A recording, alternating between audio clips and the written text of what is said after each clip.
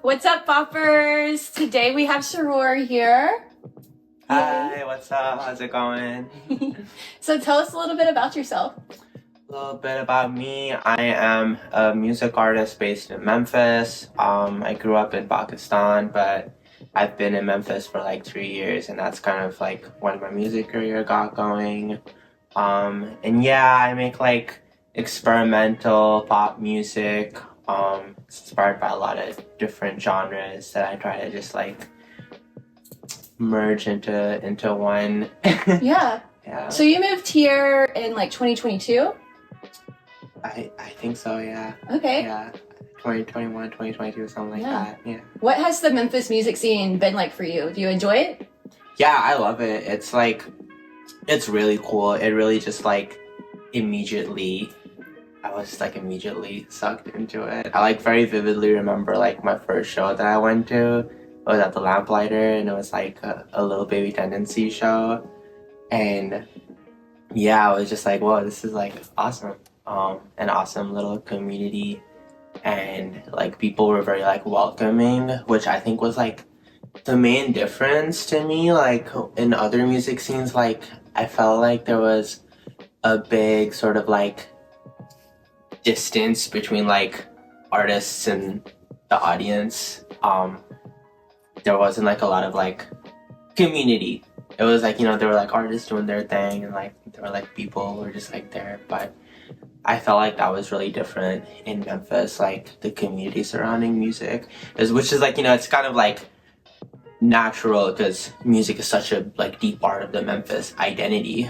And I feel like it really shows like with how like important music is to everyone, and how like they like try to curate community based on music. Yeah, I feel like resonated with me. I feel like when you're living here and like grew up here, you don't really recognize how significant that is until you go to other places. Like I lived in Knoxville for a little bit going to school, and I was like, oh wow, there's like no music culture here or like anything. So there, yeah, it's great to have that platform here. How did you get into like pop music and American pop culture in general?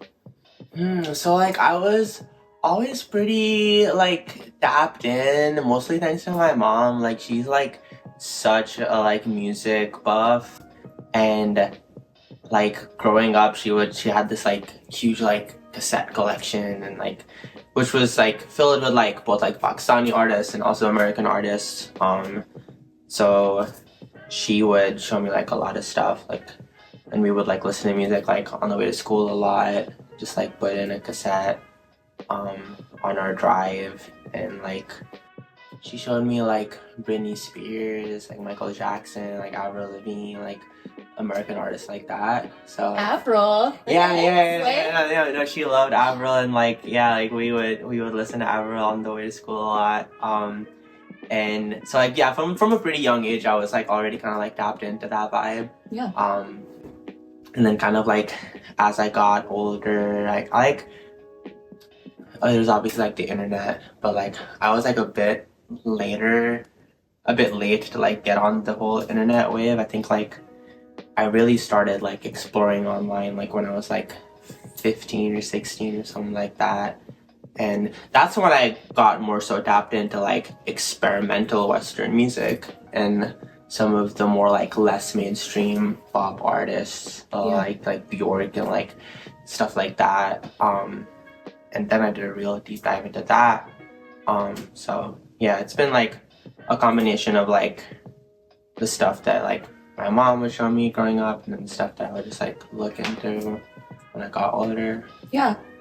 I love your sound because it is pop, but then you have this like experimental, like hyper pop kind of sound. Yeah. And I relate to that a lot because growing up, I was super into the pop girlies, and I was a dance kid. And like, when you're a young girl, you only have so many people to look up to, especially in the 90s. But I feel like I heard Sophie for the first time when I was like a teenager, and that just like blew my mind. And then 100 Gags, and just like all of these female hyper pop artists, I was like, wow, there's so many ways to express femininity and like express yourself artistically that I just had not heard before. And that made me listen to music in a different way. FKA Twigs is another big one for me. Yes. Love her. Yeah, no, it's like art, and it's also like artists like FKA Twigs and like Bjork, and like Sophie, like they also have like, it's not just the music. They have like a very particular like aesthetic, and like they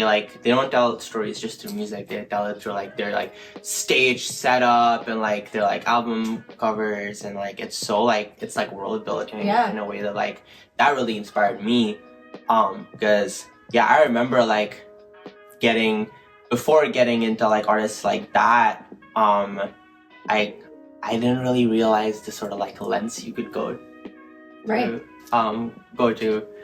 when like constructing like art. But like with artists like that, I was like, oh, it's like they like really create a whole world, and like they do so much cool stuff to like just like immerse a listener into like a whole new world.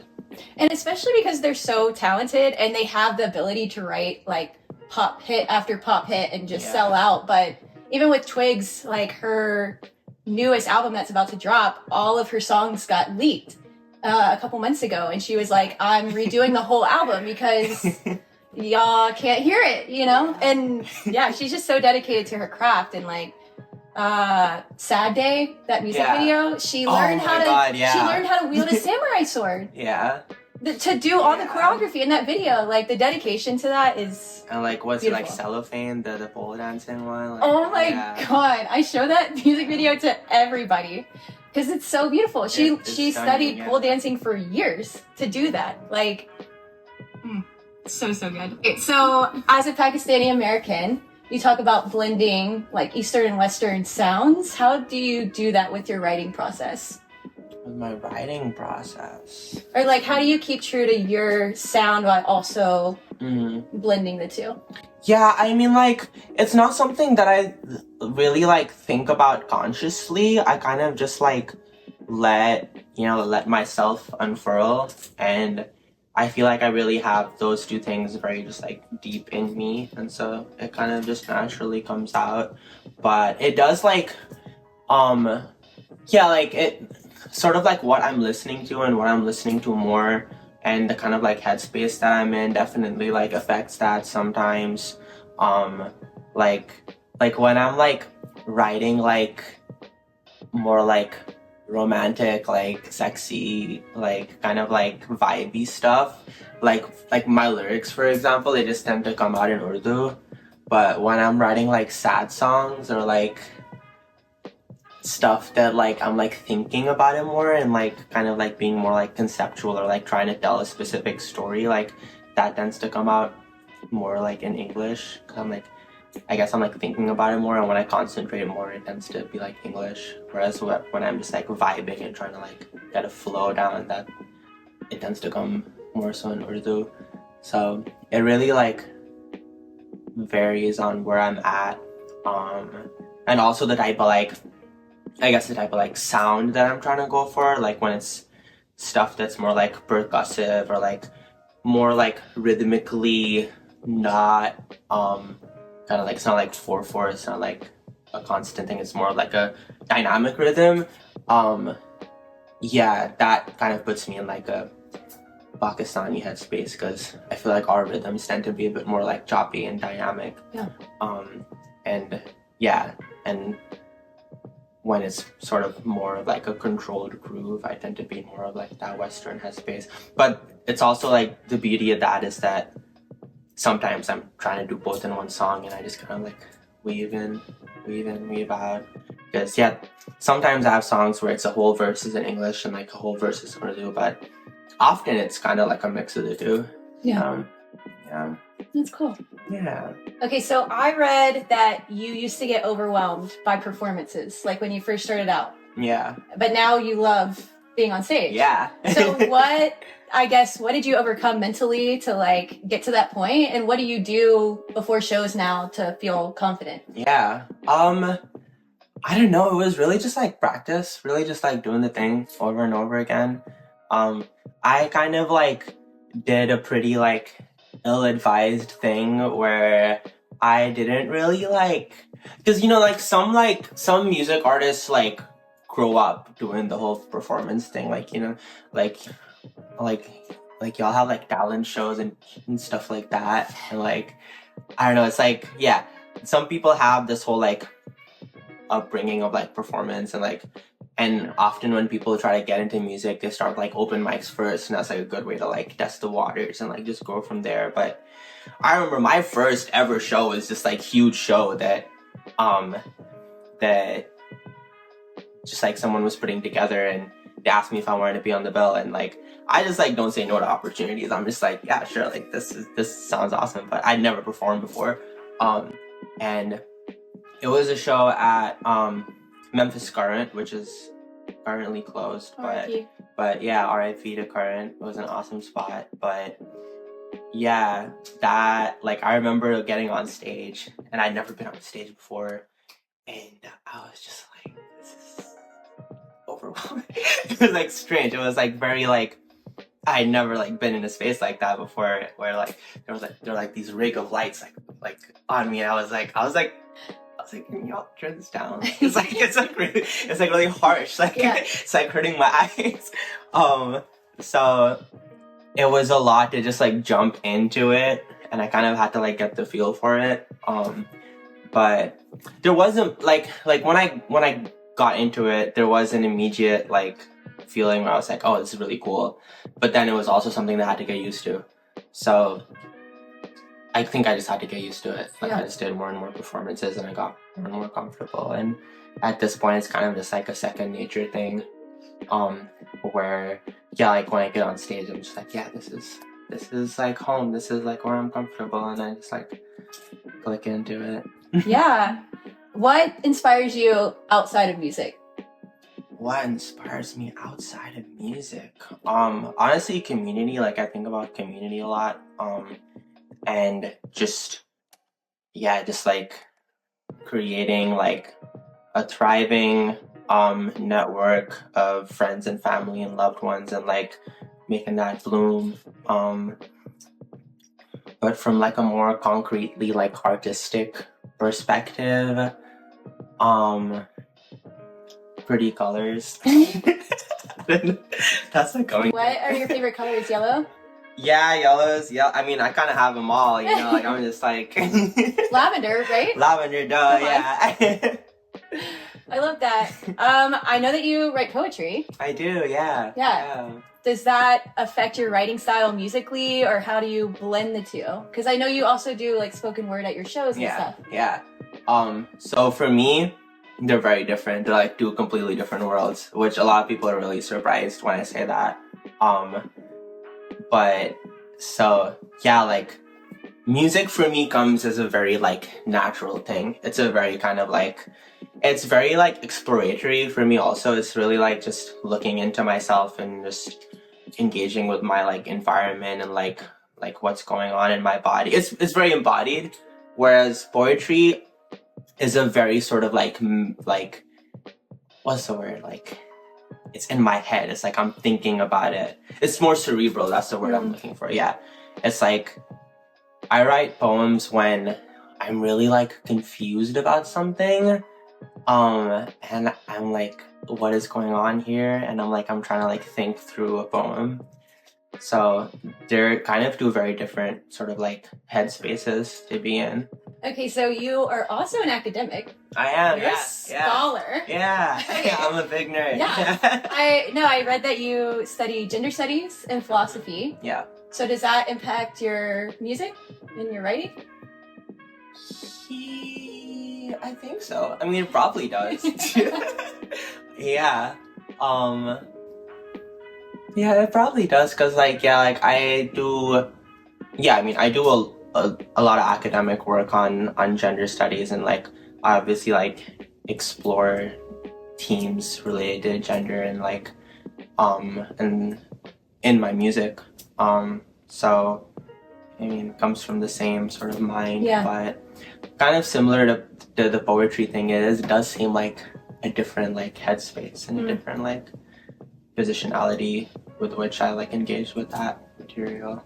But yeah, I learned a lot about gender expression when I did fashion merchandising, and so we did costume history and just learning about color theory and like feminine versus masculine and stuff like that. And I feel like it opened my eyes of like, what is gender expression for me, or what does that look like for other people? And I feel like music is such a great way to do that, in the same way fashion is too, of like, well, I'm a feminine individual and this is me expressing that, so there's not really one set way to do that because that's who I am. Yeah. Which I feel like you do a lot in your music, because it's not all just, it sounds, there's a lot of diversity in the things that you're talking about. Yeah, I feel like in my academic work I do a lot of like historical stuff, a lot of kind of like tracing the genealogy of like where do we get our like concepts of sex and gender, and like where are they coming from, and like why is it kind of like really fucked up in the way that they're enforced. So I come at my academic work from that sort of like historical perspective quite often, kind of just like what's going on here. Whereas I feel like in my music, I'm kind of just like living in it. And I'm like, yeah, this is what's going on here. And I'm kind of like, it's kind of the crazy world that I was talking about. It's like, this is kind of like a really crazy, fucked up world. And this is me like inhabiting it and like navigating it. Whereas the academic work is more like, why did this happen? Right. Yeah. It's gonna be so empowering to like understand why it's like this, and then being able to be like, well, I can change that narrative for myself. And then also having that representation for other people. Like, everybody in Memphis knows you, by the way.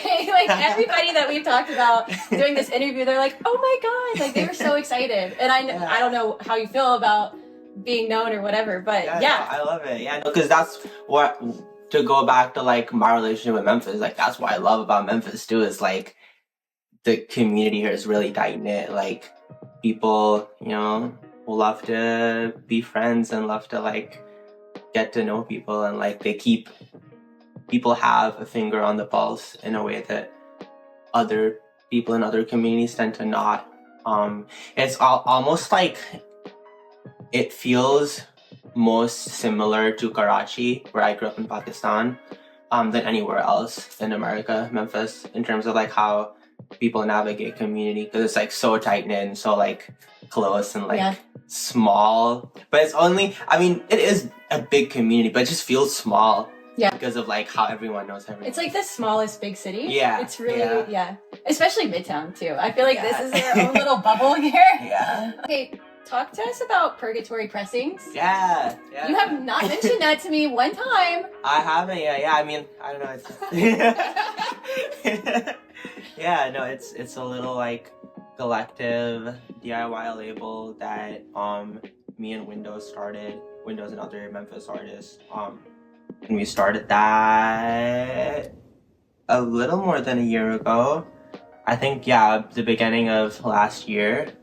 And it's just something that we started to sort of like solidify the community a bit. Like, me and Window, like, we have a lot of like similar like visions for the scene, I think. And it really started as kind of like an off branch of a label that Window was already doing, but I think they were not very satisfied with the vision of that previous project, and it kind of just like fizzled out. And so the impetus of it really came from Window, because they were like, I need to get a new thing going that's like actually like what I want, and they like hit me up about it because they thought that we shared a vision. And so we've been doing that for about more than a year now. And it's been really cool. We do shows. We did our first festival this summer. Oh wow! Yeah. How was it? It was awesome. It was so cool. It was like nothing like we had ever seen before, which is like what we really wanted to speak an event like that into existence. Yeah. Just like big local festival with just all sorts of like different genres coming together. I think it was like 16 artists, and wow. Yeah, and it was a 2-day festival, 16 artists, and we sort of organized it in a way where we had like blocks of 4 of like different genres. So I think we had like 4 like kind of like pop artists, and we had 4 like rap adjacent artists, 4 like like heavy hardcore bands. So like we really tried to make it super diverse, but then we also were very intentional about not like sort of like grouping the artists together. So we were like, okay, we'll create these like groups, and then we'll just like mix and match them in terms of like the lineup of it. So it was really cool because like that way the sort of like flow of the festival was like really cool because like you'd get like a band, and then you get like a pop artist, and then like a rapper, and like a little singer-songwriter. It was like really cool, like a flow. And also like you get all these different fans from different like sections of the scene coming together, and then you expose fans of one scene or one like sub scene to like the other ones, and you get like you make this like melting pot of Memphis even more sort of like well acquainted and like British everything. So we had never really seen anything like that, not even in Memphis but like in general. So that was a really like rewarding thing to do. I think that's so cool. Is like that's something that Claire and I mean we talked about too with BitchBopz, is like we envision this community, and we're like, why doesn't someone do this? Why doesn't someone do this? And then it's like, oh, like, do we have to do that? And like, and so, but taking that step is so hard of like being like, oh no, we can do this, but to receive the support and the love and immediately for your stuff, like that's such a fulfilling feeling. Be like, oh, other people want this too. It's not just us, because sometimes it can be isolating of like, I guess this community doesn't exist because no one wants it, or, you know, I'm not a part of it, I don't belong. But it's like, there are so many people that you would never know want the same thing that you do, and you being able to be that representation and like actually take action is huge for our community. Yeah, it's like, it's often just really hard to just like take initiative and like do something. And often like, like you kind of get in this mindset of like, oh, this doesn't exist, so that means people don't want it. But like often like a lot of people are like wanting it, but like it's hard to just do it. But it's like it's really empowering and really like important to just like be that person who's like, no, you know what, I'm just gonna fucking do it. You did it. And like and like I'm sure y'all like relate to that too. Like y'all had like a vision of like, oh, like Memphis should have something like this, and why isn't it there? And you're like, no, I can do it. Well, like what you were saying with your festival, I mean, we try to show so many different types of music here, because obviously rap is very big here, but there's a big electronic scene, there's a big DJ scene, there's a big like folk scene, and I feel like those communities are a lot of the time separated, or like, you know, people just don't know about the other stuff. And so it's nice to be like, let's all come together. We're all trying to have this one goal, you know, and build this community. It's been really exciting to see that people are receptive towards it too. What's some advice you would give somebody who just started out making music, who wants, you know, to have a career in this? I know that you're also a baby in this, but you're clearly doing something right. I'm like, I'll take advice. But I would say just like have something, because it's something that I've been, as a baby, I've been like really like thinking about, as like have some sort of like grounding for when it gets like overwhelming or like confusing, or like those moments where you feel like you're not on the path that you thought you were, like, because there'll always be moments like that. That's just kind of like the nature of like doing something really hard, and like something that, you know, it's like, it's hard, and there's a lot of like variables at play, and it can get overwhelming, and it can get confusing, and it can get like demotivating. And often I feel like people place too much importance on feeling motivation and feeling like the euphoria that comes with all of that. And when you don't feel those things, you're kind of like, okay, this isn't for me anymore. But you will definitely feel those moments, like that will just like definitely happen. So you need sort of like a little like game plan in your head of like, what am I gonna turn to like ground me, so that I don't have to like rely on that dopamine and that like motivation. And you know, life comes in cycles. So whenever like you're in that rut, like have faith in yourself and like trust your vision and trust the path that you have put yourself on, and just kind of like trudge through it, and you will definitely just make it out to the other end of the cycle, because that's just how shit works. Yeah. And I feel like as an artist, like that's just who you are, you know, like you're a musician or you're this, and like obviously there's going to be peaks and valleys, but that's part of your journey, you know? Yeah, just have faith in the journey. Wait, there's this, what's it called? Trust the process. Like some like sports dude invented that slogan, right? I don't know who it is, but shout out that one sports dude. Trust the process. I also feel like, you know, when you are starting out on your musical journey and just like going through an artistic process, you're learning so much about yourself. Yeah. And so it's like, I'm changing as a person too, and I'm trying to navigate like, oh, I guess this is possible for me, or this is a new way I can go. And like, now you get to see all these different doors that you can open, and that can be overwhelming. And then you also have to like, oh, I'm not this person anymore, and I'm, you know, trying to take a leap of faith, and that's can get overwhelming. Yeah, I know, you will learn a lot about yourself in any sort of like artistic journey. Yeah. And it's a weird positionality, right? Because like you're a person and you are the person and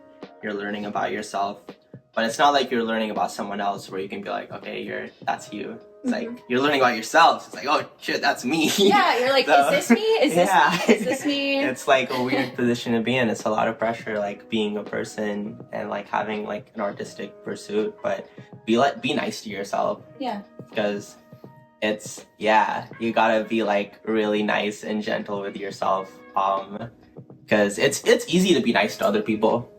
Yeah. Right? Because it's like, they're different people. It's like easy to be nice to them, but it's really hard to be nice to yourself sometimes, because you are the person. Right. So it takes a lot of intentionality, I think. A lot of like taking a step back and being like, okay, I need to be nice to myself. Yeah. Because if I'm not, it's just not going to be good. Yeah. I also feel like we're living in this time of like fast pace, like everything has to be put out so quickly, and like a viral hit, TikTok, whatever. And I feel like a lot of the time there's a lot of pressure as an artist to be like, I have to keep producing, I have to keep making things constantly. And that's just not natural for most people to always be in a state of creation, because you also have to have the breaks to get inspired and to like be able to produce something. No, that's something that I've been feeling really hard lately, because like people engage with music in different ways, right? And I feel like lately, or not like lately, but just like, as you know, in the internet age, as you said, it is very like kind of fast-paced, viral, like, and it's very like, you know, like singles based, and like everyone's like dropping EPs. Like I'm saying this on camera, Suroor will never drop an EP. You heard it here first. I will never do it. And if I do, then I have something to be held accountable for. But yeah, like that's just not how I engage with music. Like, I am like an albums girl. Like, I want to create a really long, sustained body of work. And that takes a lot of time and a lot of effort. Like Lavender Showers, like my debut album, like it took me, I mean, some of the songs, they're like 4 years old. Oh, wow. Yeah. But I feel like, you know, as someone who hadn't put anything out, I didn't have that pressure, because no one really knew. I wasn't like starting, I didn't have a music career, so I had the luxury of like taking my time with it and really like making a song and letting it sit and like thinking of like, what do I want to add to it, and really giving myself the luxury of time. But I don't feel like I have that now. Yeah, now people are like, where's the new music? Right. And I'm like, I want to give y'all an album. Like, I want to give y'all a body of work that I have like sat with for years. Give us body. Yeah, give us body. Serve body. Yeah. Yeah, so that's something that weighs on me a lot, and like it's something that I haven't really found the answer to yet, but we'll see. Yeah. Okay, give us 3 words to describe your music. 3 words. Intense. Sexy. Wait, I only have 1 word left. And immersive. Ooh. Yeah. Okay.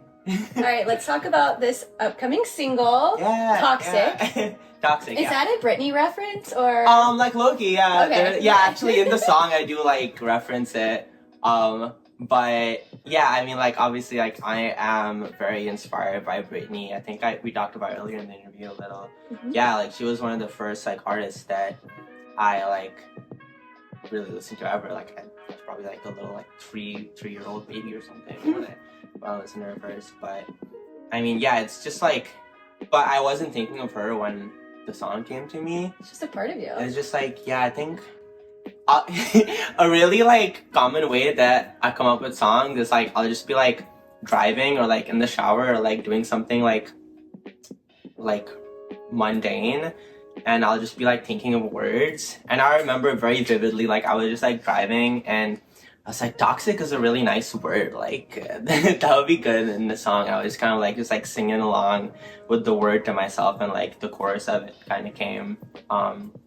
So yeah, and I think like when I was writing the verse, that's when I kind of thought of Britney, and I was like, okay, I should reference Britney in the song. Nice. Are we gonna get visuals for this song? Do we have? Yeah, I mean, not right away. I'm dropping the song and just the song next week, or I guess I don't know when this. Today. Today, yeah, it's out, right? Yeah, but I do have like plans for like a music video and stuff, but that will be more so in the future. Yeah. Yeah. Well, talk to us about the future. What's next for you? What's next for me? So I have an East Coast tour in November. And I mean, so right now I'm really just working on music. Yeah. And trying to like I said, really take my time with it. And there will be more music next year, but I'm like reflecting on like how that should unfurl. But next year, kind of like spring, summer, I'll have more music out and I'll have like bigger tours out. But till then, I have an East Coast tour in November. My next local show is November 2nd at the Lamplighter. It's a Halloween trans night. And me and Window are doing a back-to-back set, and Oh, cool. yeah, and we're gonna do like, so one thing we do is we do like theater adaptations. So yeah, and for that one we're gonna do an adaptation of Frankenstein. Stop. Yeah. That's so cool. Yeah, so it's gonna be really cool. Yeah, pull up the Lamplighter November 2nd. It's a Saturday. Okay. Yeah. Okay, so where can people find your music, find you online, plug all of your... Yeah, so the best way to keep up with me is through Instagram. Suroor.901 is my handle, SUROOR.901.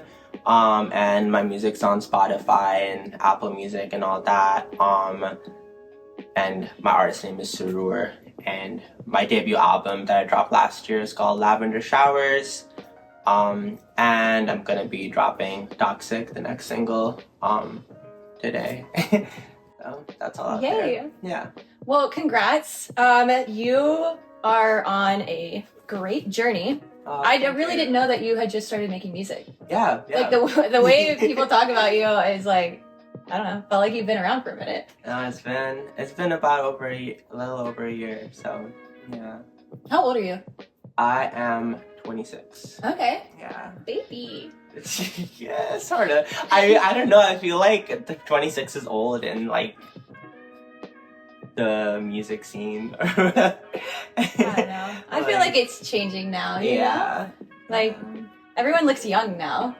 Yeah. Or at least they try. Thank you so much for being here. Yeah, no, Follow It's Suroor. class. All social channels, YouTube, Spotify. I don't know if I have a YouTube because I don't have a music video or anything yet, but that'll come. That'll come. But yeah, Instagram and Spotify are the two big ones. I have a website also, suroor.org. Oh, Yeah. perfect. Well, thank you so much for being here. Thanks for watching. Bye.